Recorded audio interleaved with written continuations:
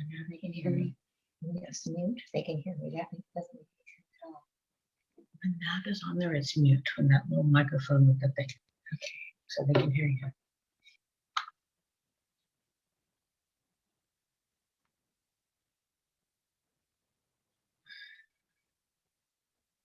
should be starting in 4 minutes, right?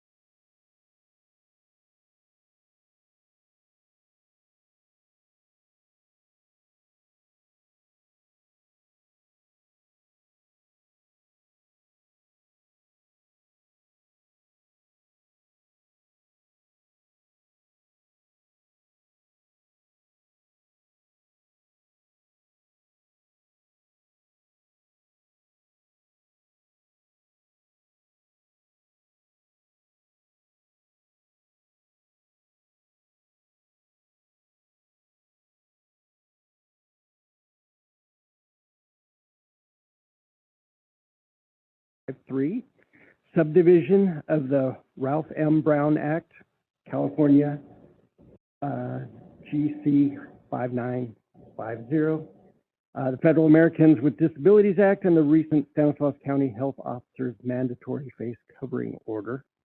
While this meeting will be physically open to the public, given the state of emergency regarding the threat of COVID-19, members of the public may also participate and comment via Zoom virtual platform. So refer to the last page of the agenda for participation information.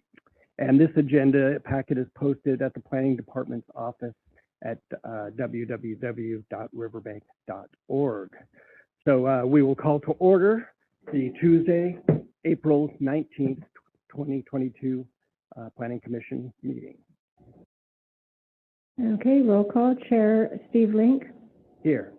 Vice Chair Natasha Basso. Commissioner John Dinan. Here.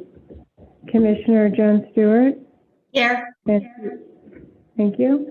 And Commissioner Benjamin Rubin. Here. All right, thank you. Right, any Planning Commission member or staff who has direct conflict of interest with any scheduled agenda item to be considered is to declare their conflict at this time. All right, so at this time, members of the public may comment on any item not appearing on the agenda and within the subject matter jurisdiction of the Planning Commission Board. Individual comments will be limited to a maximum of 5 minutes per person, and each person may speak once during this time. Time cannot be yielded to another person. Under state law, matters presented during the public comment period cannot be discussed or acted upon. For record purposes, state your name and city of residence, and please make your comments directly to the Planning Commission Board. Do we have any public comments at this time?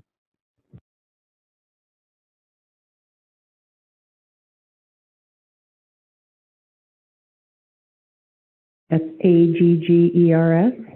I live at 7730 McHenry Avenue, Modesto, California. That's in the unincorporated area of Stanislaus County. You have such important jobs as commissioners of the city of Riverbank. A project that hasn't yet come before you, but will, is called Riverwalk. And it's a project that was proposed in much same format back in about 2008, and it has been proposed again in June of last year. We learned of it from a Modesto Bee article, not because we were listed in the notice of preparation as one of the affected parcels. So we should have been notified, but we were not, and none of our neighbors were notified as well. We oppose this project, and we ask you, when it comes before you, to consider not forwarding it to LAFCO. It involves approximately 1,000 acres of property near where we live, all on river bottom land. And we are very concerned because, as you know, Riverbank's sphere of influence was increased by 1,500 acres, which is very large, just back in 2016. And only the first 400 acres of this area is beginning to be developed now as Crossroads West. Given that, a request to add another 1,500 acres, because it's more than just 1,000 acres, another 1,500 acres to your sphere of influence seems premature if warranted at all. So we urge you to deny this project without moving it forward to LAFCO when it comes before you. Thank you.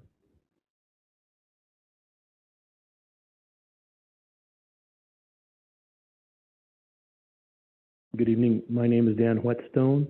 I live at 7824 McHenry Avenue. That's in Modesto. Again, I'm here to oppose the Riverwalk project. It just seems like there are so many negative reasons that far outweigh anything positive from this project. Again, prime ag land, water recharge, the traffic. I know you guys know about that. It's just terrible what we're going to do when we add 3,500 more homes out in that area. So again, there seems like there's other alternative areas at best, or at worst, I guess. So please consider all the aspects when this thing comes before you. Thank you.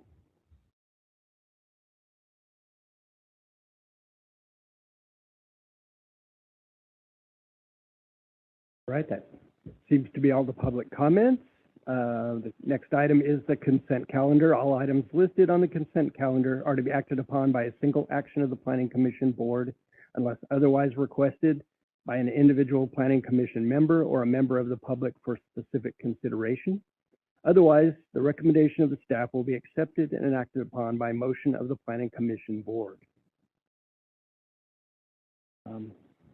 Posting of the agenda. The agenda for the April 19th, 2022 Planning Commission meeting was posted on the City Community Center bulletin board, City Hall North and South bulletin boards, post office, city website, and emailed to the library on April 14th, 2022. Item 2.2 is to approval of the April 19th, 2022 agenda. This provides an opportunity for the Planning Commission or staff to recommend that an item be placed on the agenda for discussion or to adjust the proposed agenda to allow an item to be taken out of order. This is Commissioner Dynan. I make a motion that we approve items 2.1 and 2.2.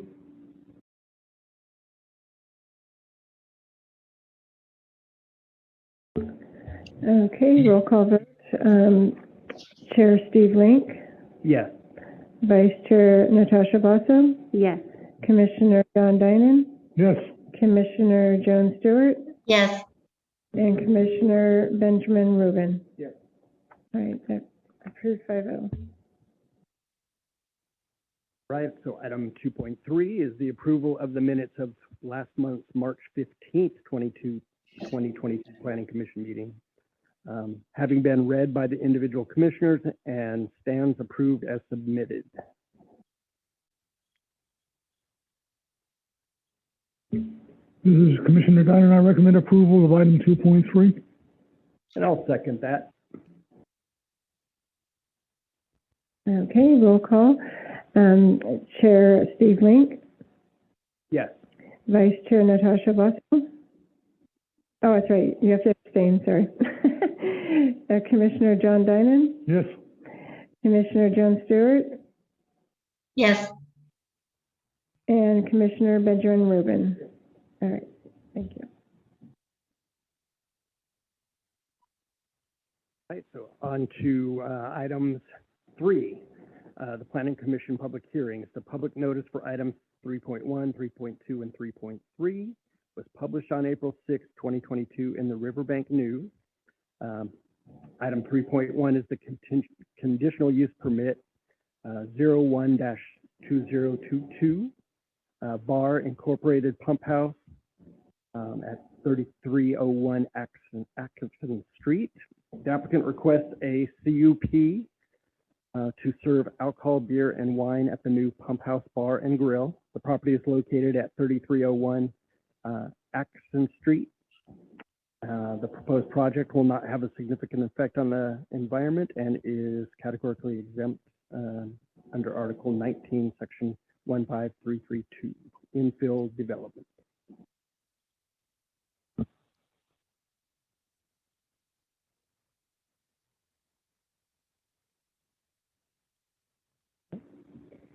Good evening, Chair and Commissioners.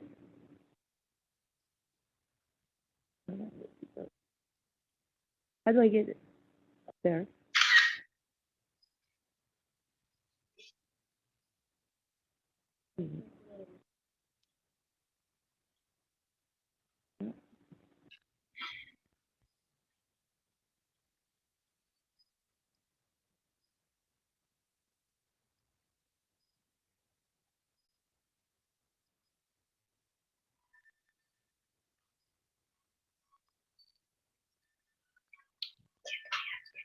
Go ahead.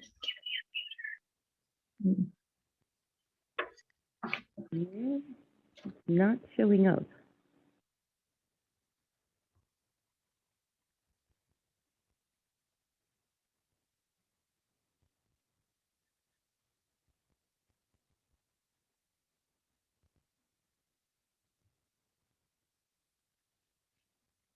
There it is.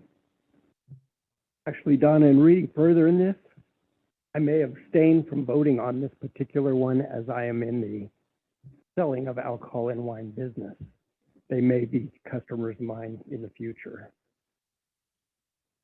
This one particular, Okay, I will sit that one out. duly noted. Thank you.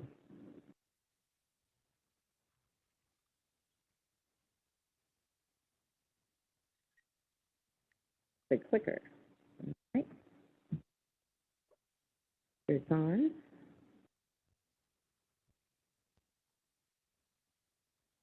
There we go. Thank you, Norma. Okay, as indicated, the pump house will be located at 3301 Atchison, which is at the northeast corner of 3rd and Atchison. They're requesting the ABC license, which is a type 47, to serve alcohol, beer, and wine in a newly remodeled full-service restaurant and patio. Alcoholic spirits. The site's a remodel, which isn't a part of this review, but just for your background information, new ADA compliant restrooms, kitchen, freezers, resurfaced parking lot, new landscaping, new paint and trim, and a fenced patio. Here's a photo or an aerial of the project location. As you can see, this is an older photo from when it was still being used as a tow yard. And I believe that was the last use, probably 7 or 8 years ago. Here is a site plan of the facility. You can see there's, in the very center of that, you can see the chairs for the floor plan with parking on both sides of the building. And then a little bit lower than the building itself is the patio, which will be fenced in. Here's a closer view of the site plan. It's the floor plan of the building with the outdoor patio shown on the plans there. So in order to grant any use permit, there must be evidence in support of the application, which will enable the Planning Commission to find that the establishment will not be detrimental to the health, safety, and general welfare of the city. The evidence is, first, the property owner intends to rehabilitate a former tow yard site and turn it into a new restaurant with outdoor patio. We did receive one public comment from a nearby neighbor who is very excited that the property will be rehabilitated and have a good use to it. The owners are investing time and money into creating a friendly and positive dining experience and wouldn't take a chance of losing that opportunity by say, ignoring or violating any ABC regulations. They wish to enhance this experience by adding the spirits, beer, and wine to their American cuisine menu. And one of the owners has an existing restaurant in Modesto with a current ABC license and is experienced in training the servers. The recommendation is to determine that the applicant has submitted sufficient evidence for the Planning Commission to consider and that the project is categorically exempt under Article 19, Section 15.332 A through E of the CEQA guidelines, and approve the conditional use permit pursuant to the findings and conditions contained in the resolution. I'd be happy to take any questions you may have, and I believe one of the business owners is on Zoom as well. Carol, I have a question. Do we know which restaurant the owner has in Modesto, the current restaurant? Oh, the tap room in Modesto?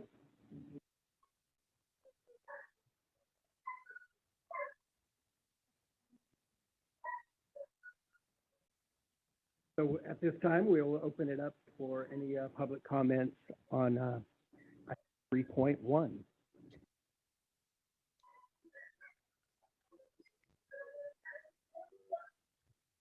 Need to be any public comment for Pump House. Making a motion to approve. I make a motion we approve item 3.1. This is Commissioner Diamond. I'll second.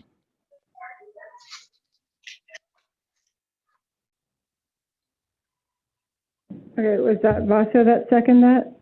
Okay. So I'm gonna do roll call. Chair Link. Oh, that's right, you're abstaining. Vice Chair Vaso, Yes. Commissioner John Dinan, Yes. Commissioner John Stewart, Yes. and Commissioner Benjamin Rubin. All right, that's approved 4-0. Right, on to item 3.2. It's a development agreement number 03-2021. SCM Hearthstone LLC, the Heritage Collection at Sierra Street Subdivision on 6448 Claus Road. The project consists of a development agreement for the Heritage Collection at Sierra Street Subdivision project located at that 6448 Claus Road. The project site has a general plan land use designation of medium density residential and is zoned planned development. The adoption of a development agreement is exempt from environmental review because it is not a project within the meaning of section 15378 of the state CEQA guidelines.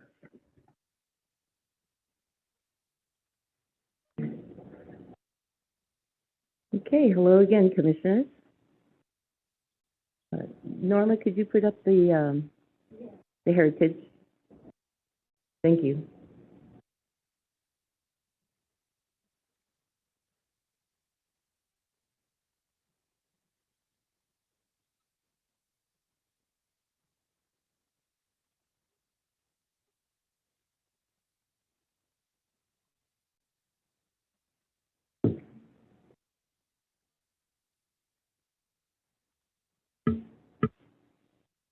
Thank you. Again, this is a development agreement for an already approved subdivision. It's already had its architectural site plan review of the houses, it's had its rezone, and so now we're down to the development agreement. So the development agreement not only extends the life of an approved tentative map. Most tentative maps are only good for 2 years. In the age of COVID and difficulty in getting supplies and labor to construct, it's a good idea on the developer's side or portion to extend that, and a development agreement will extend it 5 years plus an additional 5 years if the city and the developer agree to that. It also defines the roles and responsibilities of the developer in the city as to who's building what and who's paying for what.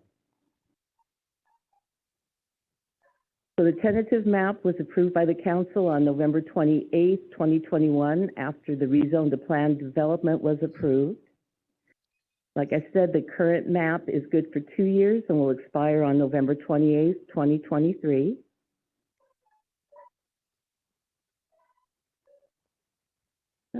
We stopped moving forward.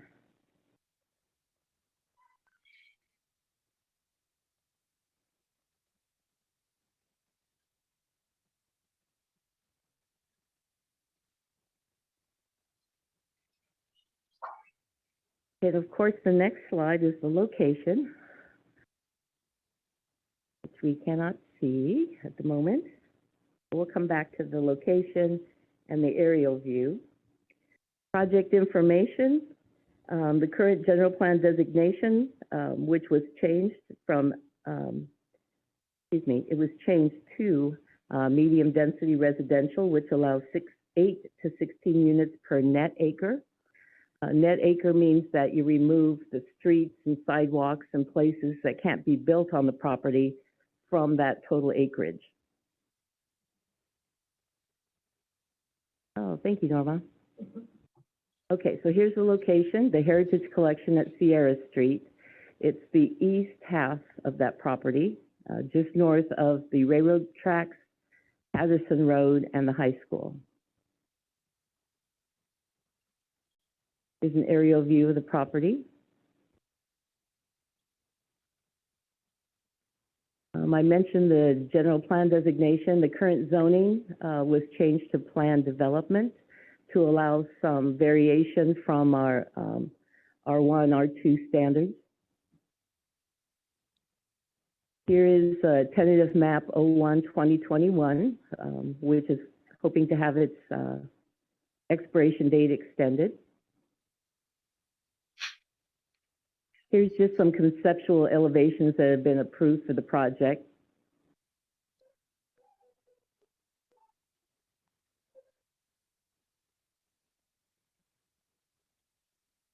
So the general plan, the municipal code requires the project to be consistent with the city's general plan policies.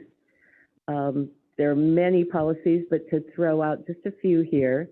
There is Design 2.5, which the city requires visually attractive streetscapes with trees and sidewalks on both sides, planting strips, transit shelters. It's also consistent with 4.2, which approved projects, plans, and subdivisions shall provide for the collection and treatment of stormwater. And it must be done in a way that doesn't decrease the water quality or the hydrology in the river. So environmental, all mitigation measures that are required of the tentative map will continue to apply during the development agreement's term, and the development agreement is not a project per CEQA guidelines. I'd be happy to answer any questions you may have.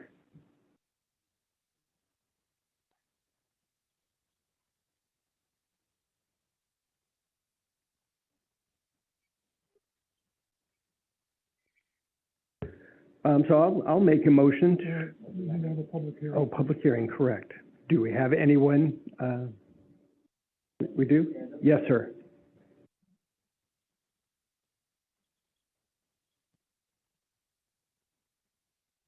My name is Frank Torres. I live directly across the street from that in the already developed area. So you're saying you're going to extend this for 10 years? Did I hear that right?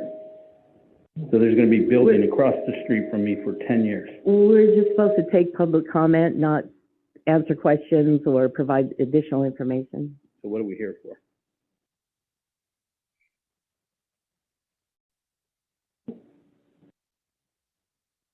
Sir, if I could answer your question, we're here to get your opinions.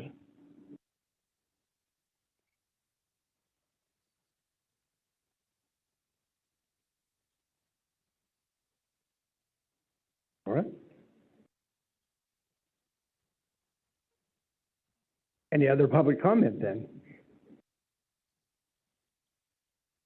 And I will make a motion to approve item 3.2. I second it.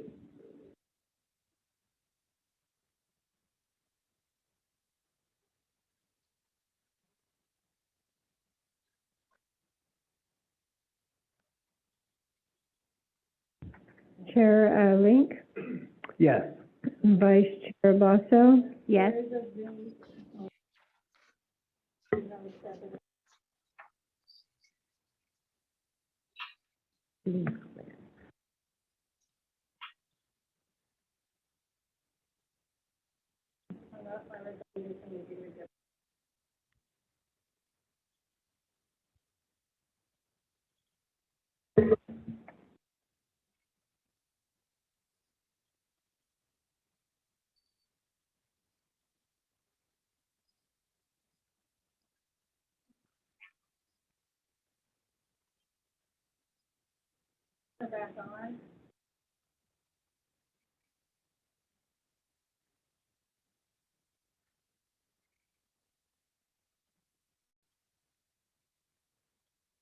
Well, this item is a development agreement for an already approved project.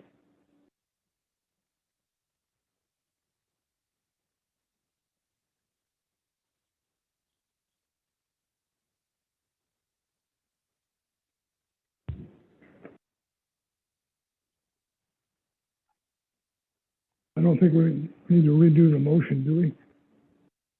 We're in the middle of a vote. No?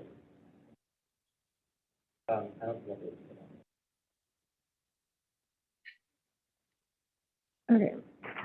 Are you moving on? Go. Okay, the roll call, okay. So, I'm just gonna start over.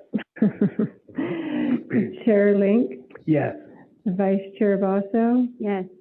Commissioner Dynan, Yes, Commissioner Stewart, Yes, are you approving it? Yes? Okay, and Commissioner Rubin? Yeah. Okay.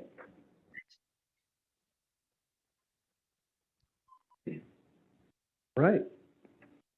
The final item on our agenda, item 3.3, the General Plan Amendment 012021 and Rezone 02-2021, which is the Pocket Avenue Senior Apartment Complex at 3318 Pocket Avenue.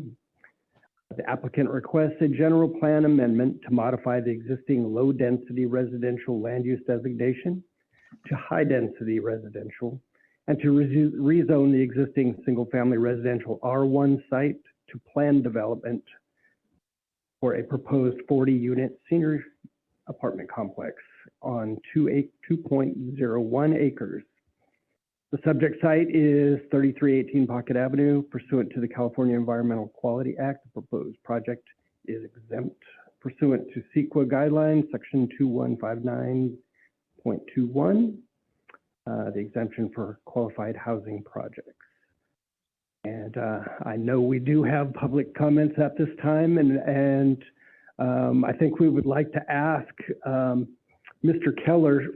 first we want to get a presentation from staff. Oh, okay, yeah, let's get presentation from staff. Sorry, I jumped ahead. No worries. There's a lot going on. There it is. Well, good evening again, Commissioners. As you mentioned, this is the Pocket Avenue Senior Apartments project. So the project consists of the following: a general plan amendment, which would take it from low-density residential, which is 0 to 8 homes per net acre, to high-density residential, which would be 16 plus per net acre. They are also asking for a rezone, single-family residential to planned development. That would allow them to have a little bit of variation on the development standards, such as setbacks or possibly height. So the request is to increase the density of the project and rezone the site to planned development to accommodate the 40-unit senior apartment complex. Here's an aerial view of the property. That's street running horizontal at the bottom is Pocket Avenue.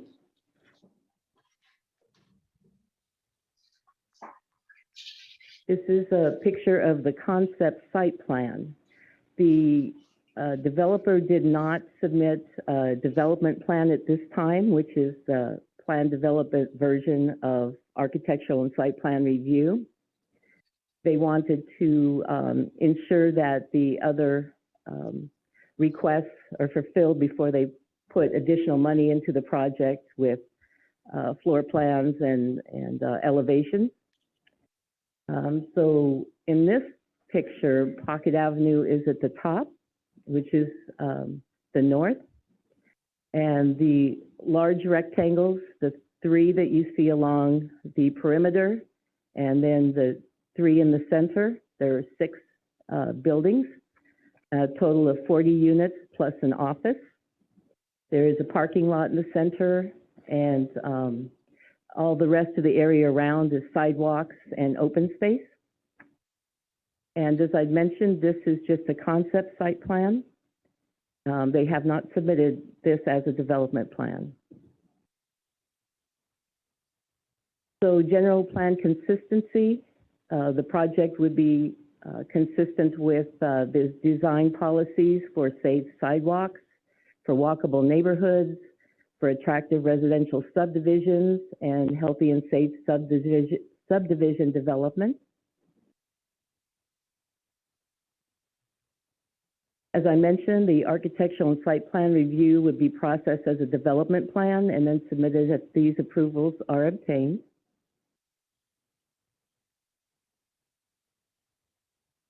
So the developer is requesting that, excuse me, that's the wrong slide.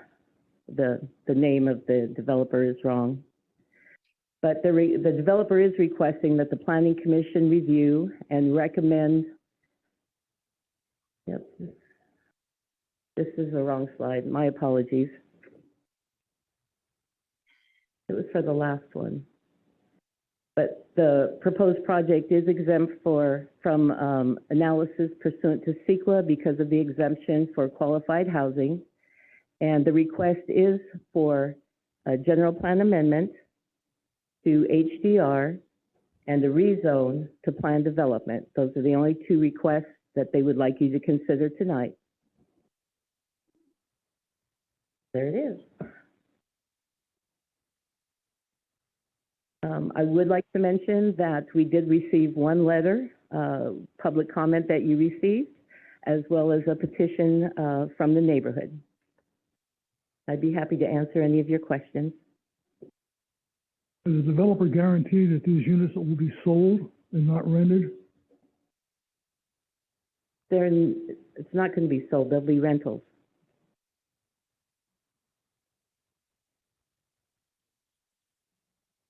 What about the concern of it changing from a senior development to just open to any age in the future? Is that something that could be stipulated in there?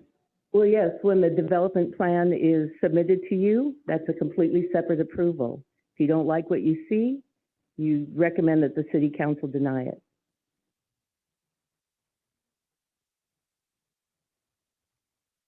I have some comments that I'd like to make, but I think I'd like to make my comments after I hear any input from the public.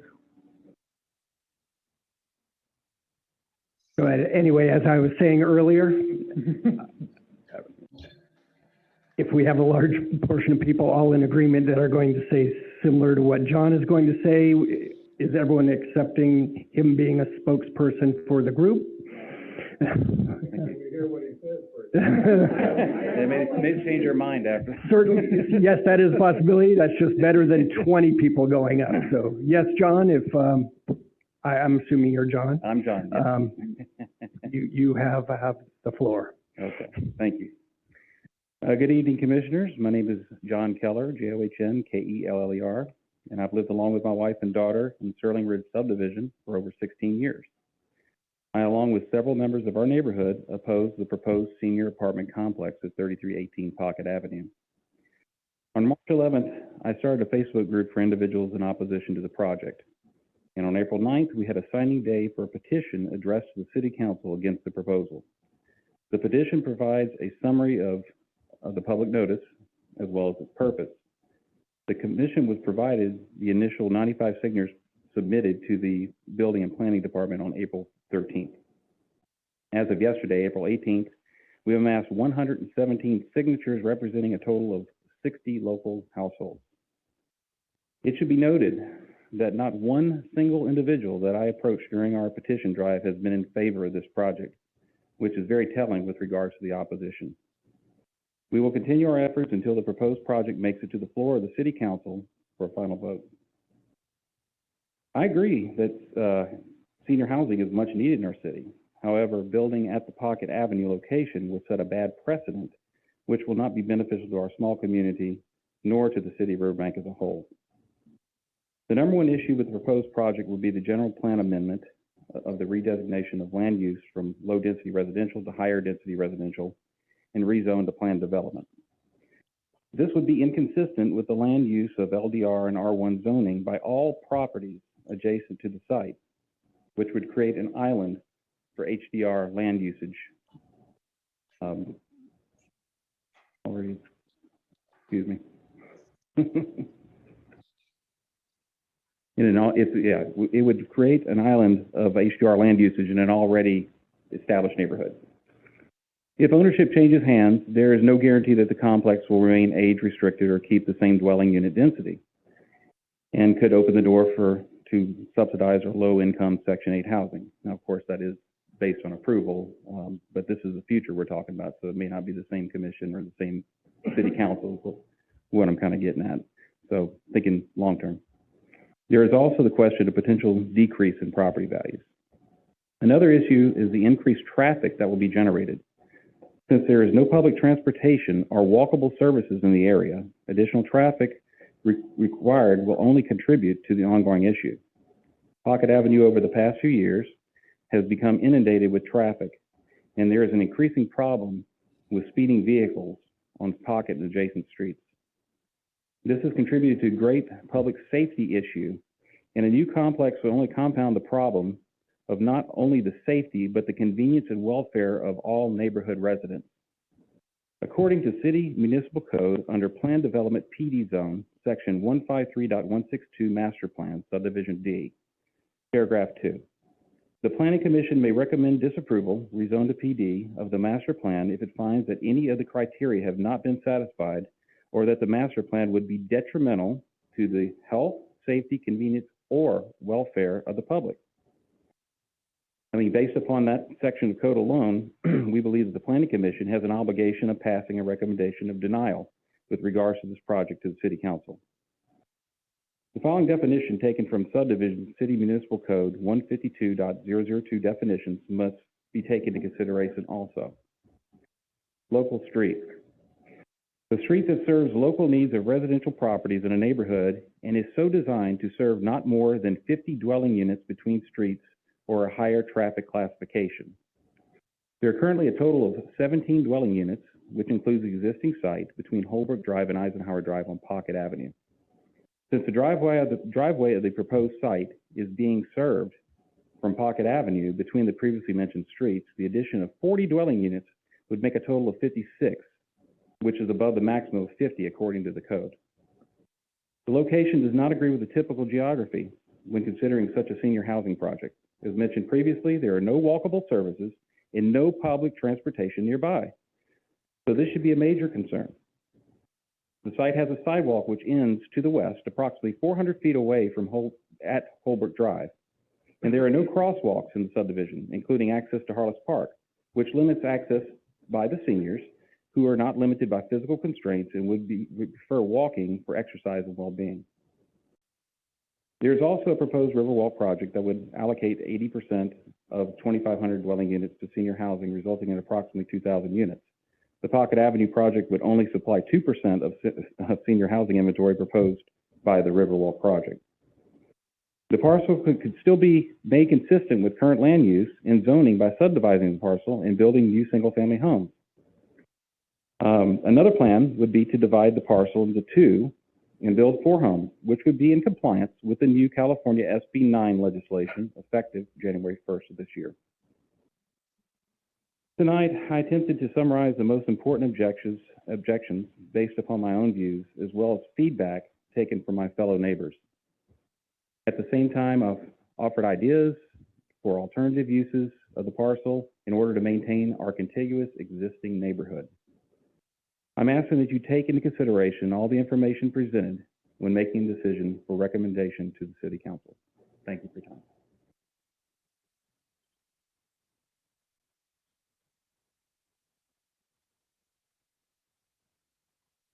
Good evening, Commissioner. Randy Brecky, Brecky Real Estate, 1500 Sandiford Avenue, Modesto. I'm here this evening on behalf of the applicant MK Group, MK Capital. Thank you for the opportunity to speak to you this evening. I did meet with John. We had a very cordial meeting, and first of all, I want to express my appreciation for his views and also the views of the residents there, because first and foremost, this needs to be good for everybody. I'm actually, as I've shared with Donna, although I'm here this evening on behalf of the applicant, I'm personally going to be, if this project goes forward, a principal in this development, and I've made that clear, and the property owners know that as well, because obviously I did that with their consent. I I wouldn't be here this evening on behalf of my client or myself if I didn't think this was a fit for the neighborhood, notwithstanding all the objection, reasons for objecting to it that John just articulated, which I'm just thankful that we're not trying to sell homes in that subdivision there on that parcel, because if one were to listen to that, that would give rise for a reason not to develop there.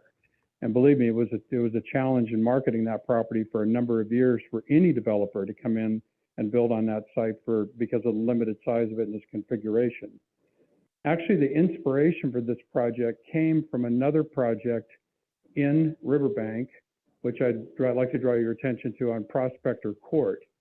That has, I believe, 3 sides of it surrounded by single-family residential. It appears to coexist very, very well in that community, and actually that did become an inspiration of how something similar could work on this parcel. Again, an infill project, increasing the density, yes, but we're geared entirely to seniors, and that has been consistent throughout.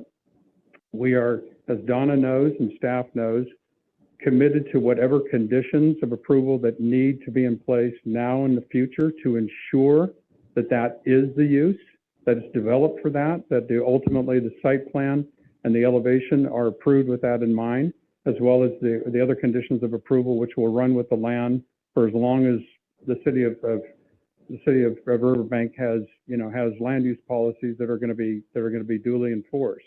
So there's no end run here. In fact, the only reason that we're not in front of you this evening with the site plan and elevations is because of our desire to do a better job, frankly, in the site plan and the elevation to make it even a better fit for that community. Now, I know there's going to be doubters in this room tonight that don't believe that, but our work product already shows that.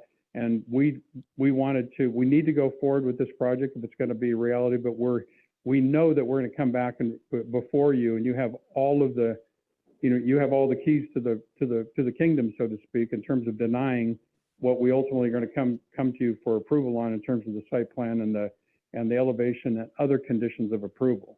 So make no mistake about it, there's nothing here that's not being totally transparent.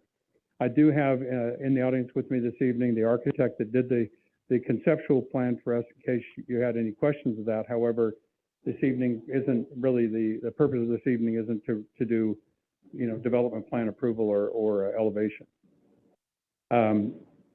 We do, I personally, and I've shared this with John, I personally got involved with this after the applicant asked me to get involved. We've worked with each other for a number of years, and this project actually spoke to me in part because of my mother and exactly the situation that she was in at a station in her life not too terribly long ago.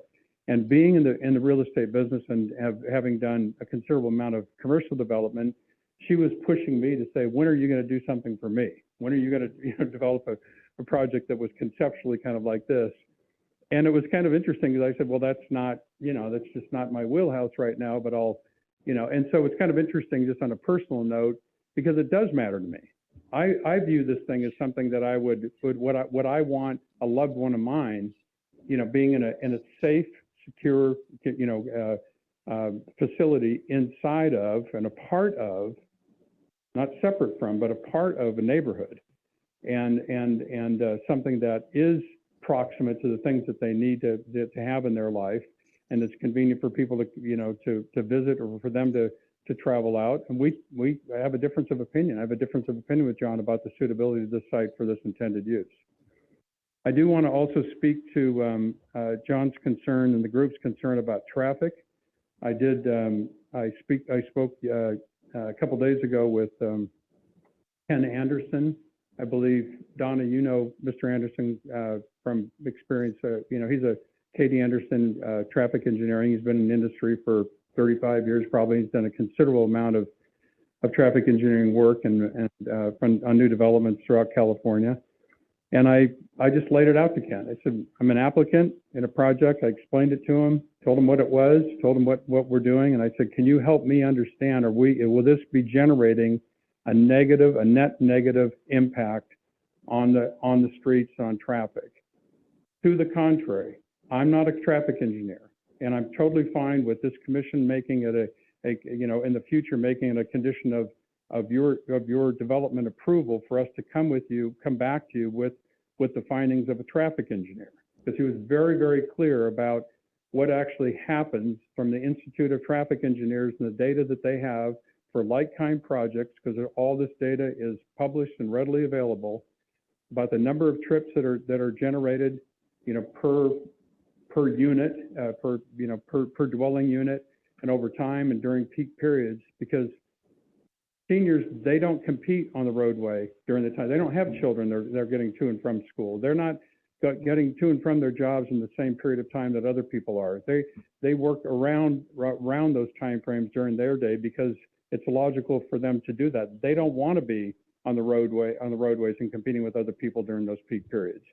So they do not have a net negative effect on the roadways, which makes it a very good use to have in a neighborhood like this, for the very reason that John says that he's concerned about street safety and neighborhood safety on Pocket Avenue. So again, that data is available for the public, and if necessary, we would hire an engineer to put forth a necessary traffic study in front of the commission at the time if the project advances. Apart from that, again, we just feel that Riverbank needs projects like this. This is a small project. I don't believe that the impacts, considering what the profile is of the average occupant that's going to be here, it's all going to be single story. I think that in terms of the adjacency to residential, it works beautifully. Seen many, many examples of it throughout cities in California. I'm frankly somewhat surprised that there's this kind of opposition, but I also respect that, because I think that there's people that clearly don't have enough knowledge about it to really know for certain what that impacts, the net impact's going to be on their lives each and every day as compared to something else. Anyway, I just wanted to share those thoughts with you, and if you have any questions, I'm happy to answer them. I have a question, Mr. Chairman. You mentioned the Prospector Park complex. The what? The Prospector Park Adult Complex and Crossroads you mentioned? I didn't. Yes, you did. You mentioned that there's a similar project in Crossroads on Prospector Court. Oh, Prospector Court. I'm sorry. I thought you were talking about something. Yes. Okay. That was the first thing I read. Yes. Was that built simultaneously with the houses I don't around know. it? I have no idea. As a believe it was. resident, Yeah. I could speak on that. I know it was Bruce Bosey was the developer. Yeah. I lived over there when it was being developed. So speaking as a resident, I was a homeowner in Crossroads, and the houses were built first.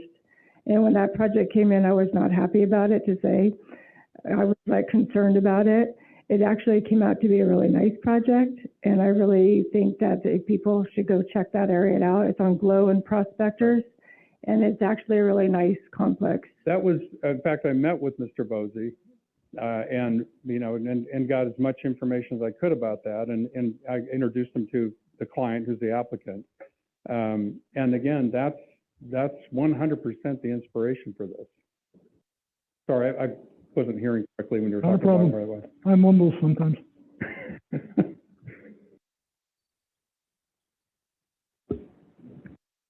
Any other public comment? It looks like we have a hand raised there.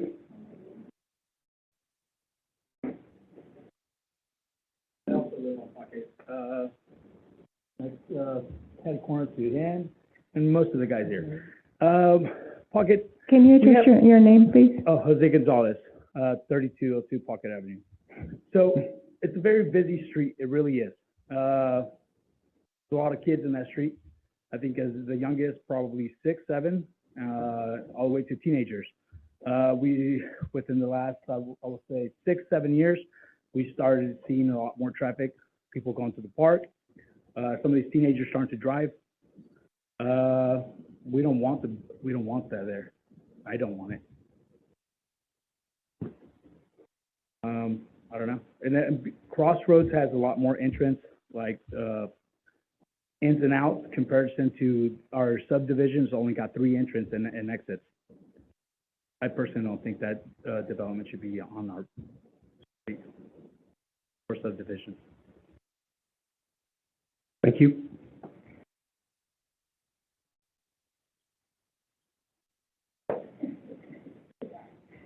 My name's Judd Fraga. I'm at 5655 Lit, right on the corner of Lit and Pocket.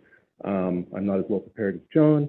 However, I moved in there 16 years ago. My property backs up against the proposed lot that we're talking about. And when we bought 16 years ago, my wife and I looked and said, oh, an empty lot behind us, no neighbors, nice. It's not gonna last, but nice.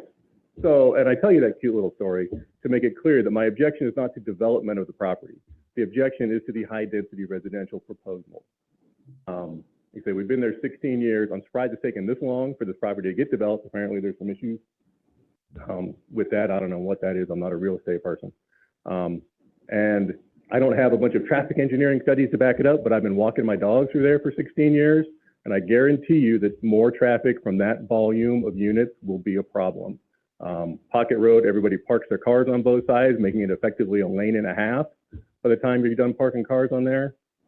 The usage in the park has increased steadily over the last 16 years, particularly the last 2. I've been working from home thanks to COVID, and I've been able to sit on that corner and watch the volume of the park usage increase, the volume of the traffic increase, and in particular with the park there, you get kids doing what kids do, just walking right down the middle of the street, not looking. I'm quite frankly surprised we haven't had any problems yet. If you shoehorn another 40 units or whatever into there and increase that amount of volume, I just cannot see a good end to that. In addition, I'd like to point out that Pocket does not have sidewalks all the way to Roselle. They terminate and just turn into dead-end pieces of dirt. And again, walking dogs through there, I dodge cars. And we're proposing that seniors can go stroll along and get their daily exercise. That does not sound reasonable as well either. So, thank you.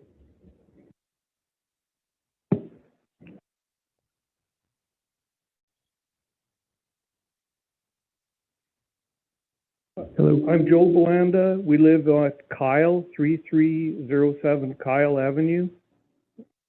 My last name's spelled Bulanda. And I can speak from experience from where I used to live. They took a big parcel of land and made it old age housing. And the traffic increased, not necessarily from the residents, but from all the support services. Police, ambulance, fire trucks visit these facilities typically daily. That type of traffic, the roads are not made. Norm and I have lived there since we bought the house new 2006. The streets are very narrow. It's hard for 2 cars to pass, let alone thinking of ambulances and fire trucks with the regular people driving. Secondly, you're going to end up putting a traffic light on Pocket, right? So where Pocket hits Rosella, and I'm pretty sure people don't want more traffic lights. Because if you put one at Pocket, then you're going to go down to South Rosebrook, 1 block down and do the same thing. So think of the future.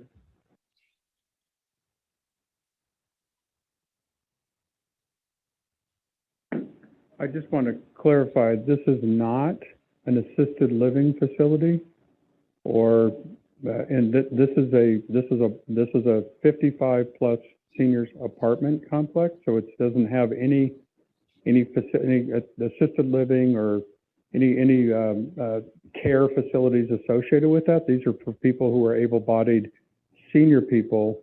They're not going to be necessarily as mobile, and they don't have children. There's going to be few, if any, pets. It's going to be these facilities are generally very quiet, very conducive to neighborhoods. And I just want to make sure that everybody understands exactly what we're proposing here. This is not something that one would anticipate there being a whole bunch of fire and paramedics and other people, because it's not some sort of end-of-life care facility. Anything but that. Thank you.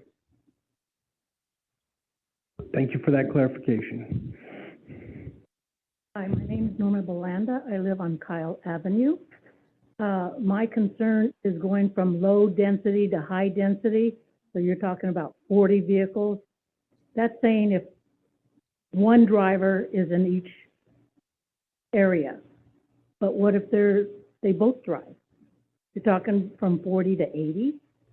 So that's a lot of traffic area, and we have a lot for the parks, which is nice. The boys come and play basketball. It's all good, but increasing from low density to high. And the other thing I'm concerned about, we're on water restriction. You know, what's going to happen? How much water are they going to take using that plot of land? So that's another thing to consider. Thank you.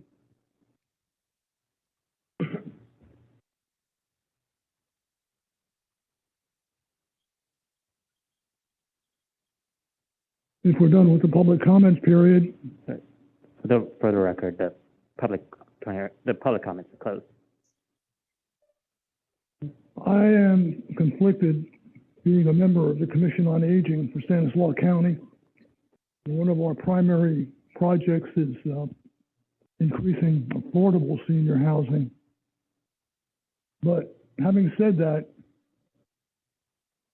I believe this is a major change to an existing residential neighborhood.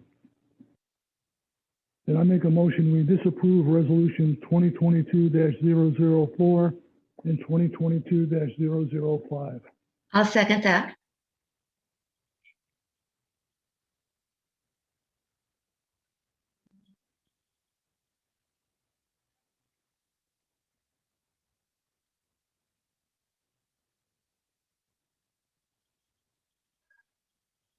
Okay, Chair Link,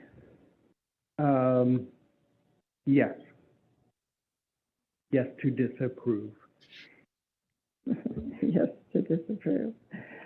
Vice Chair Basso, No to disapprove. Commissioner Dinan was no. Yes to disapprove. Yes to disapprove. And Stewart was yes to Yes. disapprove. Yes. And Commissioner Rubin? Yes. To disapprove? Yes. So it's disapproved 4-1.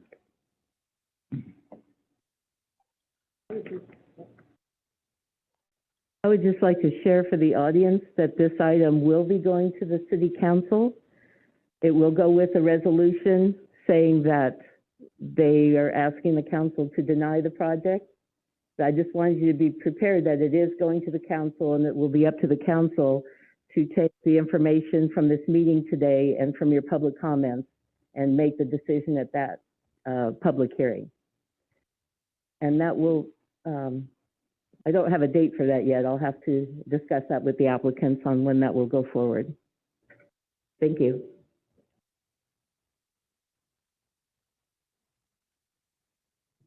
All right, so with that, we will adjourn. Planning Commission comments? Oh, any planning commission comments? Yes. Thanks for the coaching, John. Appreciate you.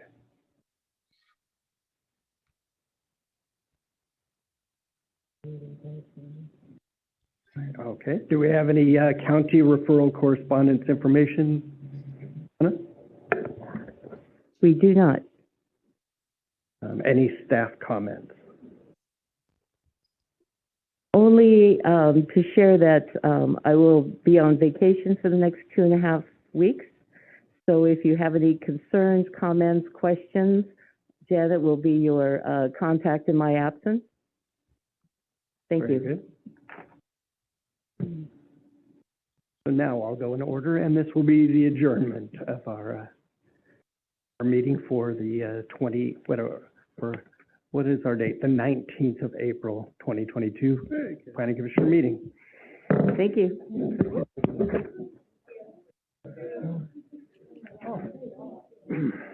Where are you going, Donna? You going to the lake? I'm actually going to Lincoln, Nebraska to celebrate my mother-in-law's 9th